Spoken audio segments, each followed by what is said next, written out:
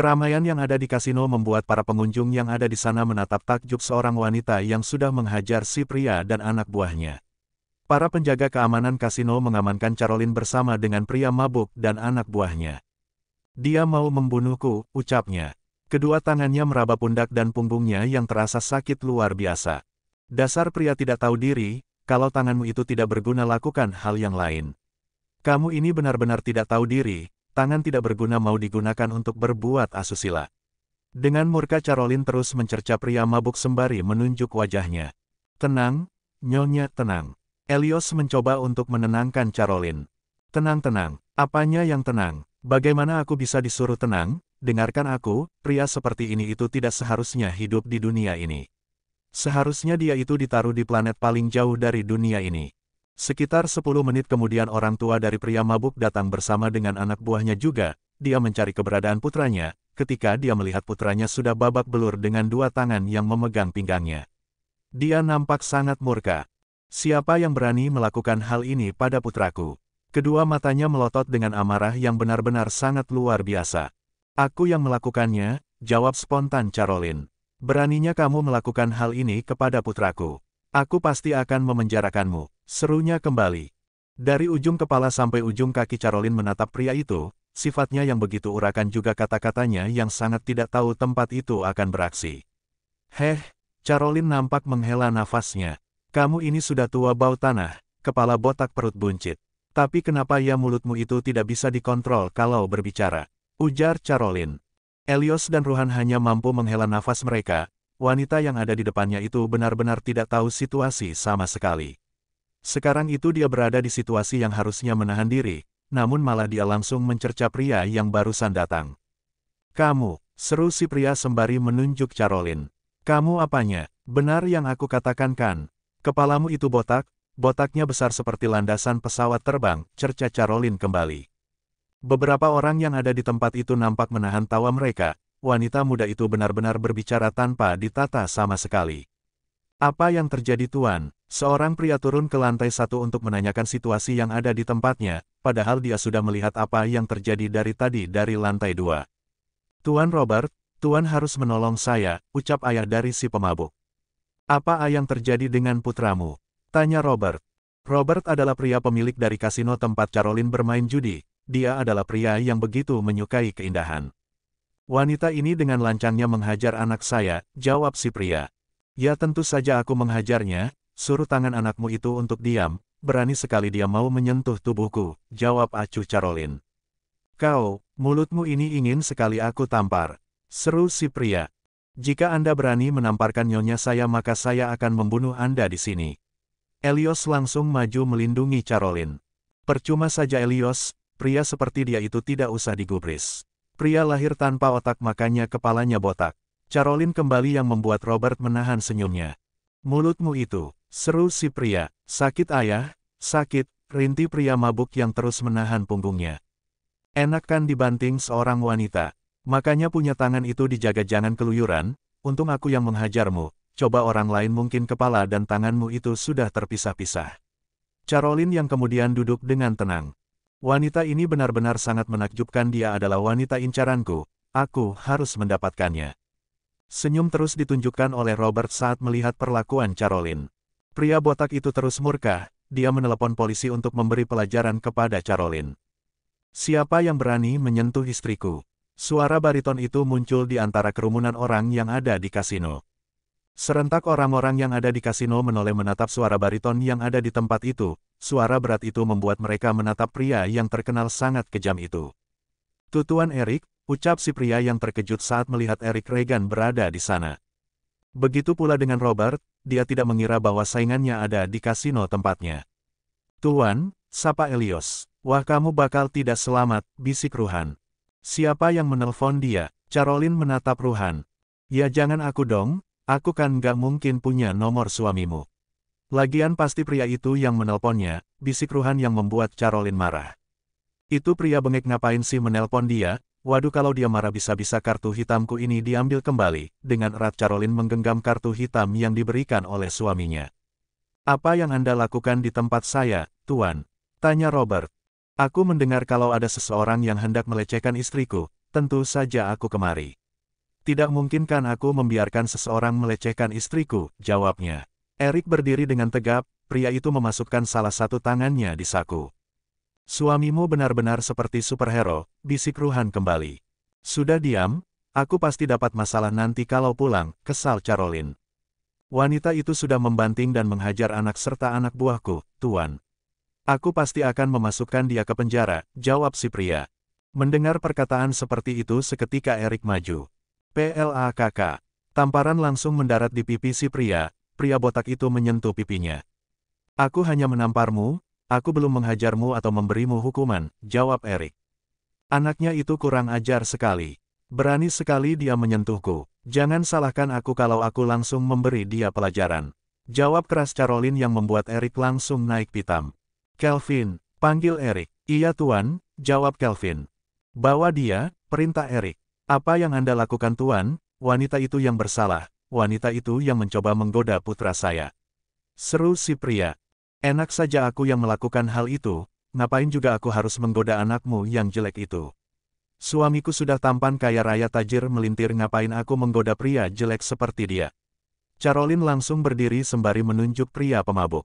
Memangnya siapa suamimu? Suruh dia kemari. Si pria terus ngotot. Ngapain aku menyuruh dia kemari? Dia aja ada di sini. Caroline menunjuk Erik di sampingnya. Si pria botak langsung lemas tidak berdaya setelah dia mendengar jawaban dari Caroline, apalagi tangannya menunjuk pria di sampingnya. BUGG, si pria langsung terduduk lemas, ternyata wanita yang akan dia hukum adalah istri dari pria kejam.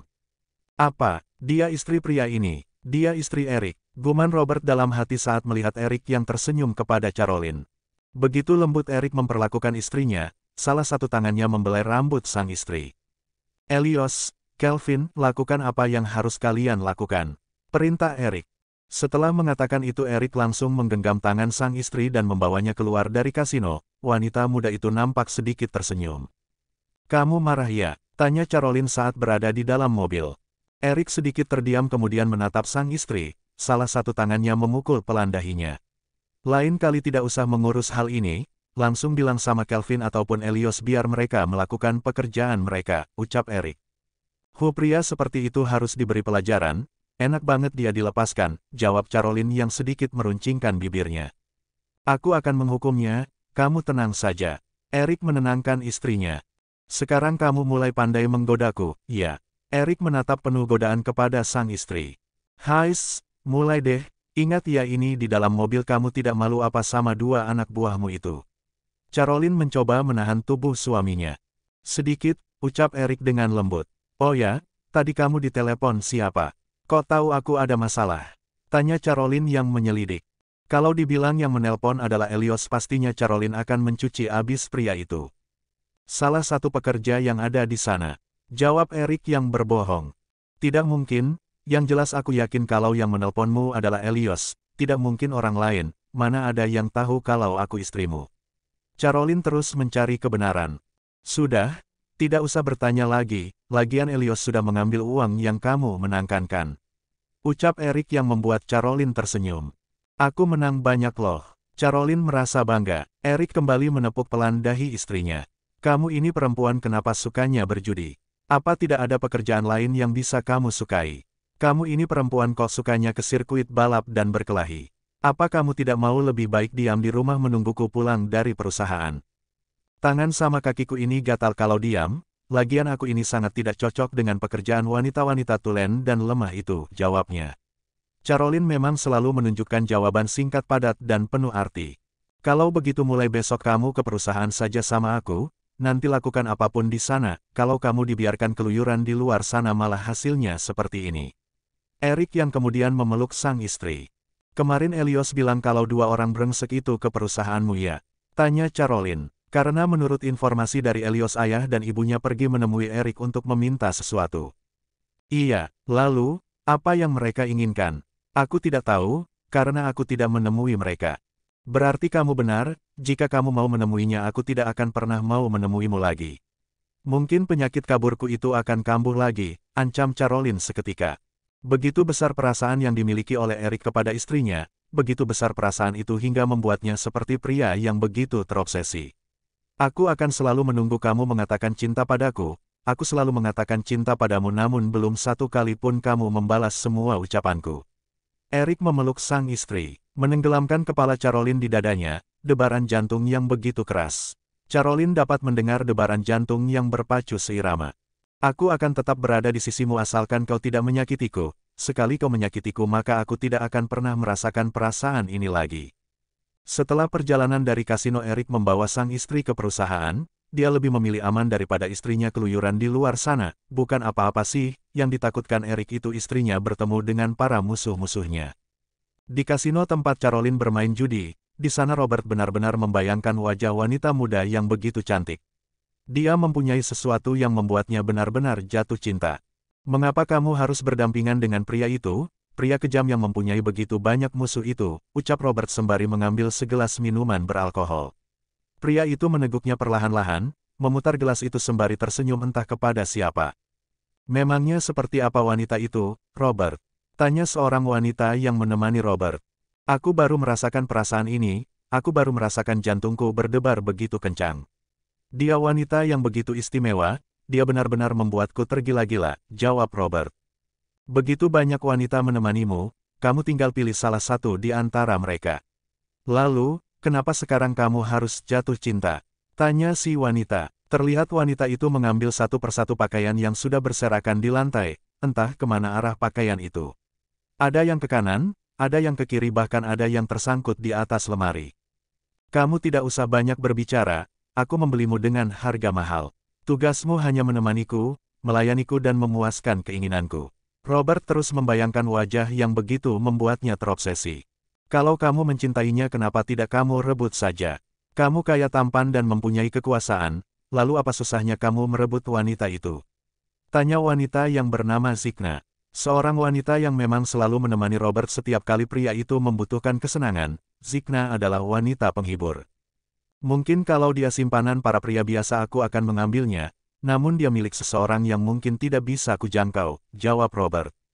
Memangnya dia milik siapa? Pengusaha mana? Wanita mana yang tidak tunduk padamu, Robert? Bahkan istri-istri pengusaha kaya dan luar biasa pun rela tidur denganmu. Lalu kenapa kamu tidak bisa memilikinya? Sedikit penasaran dengan sosok wanita itu.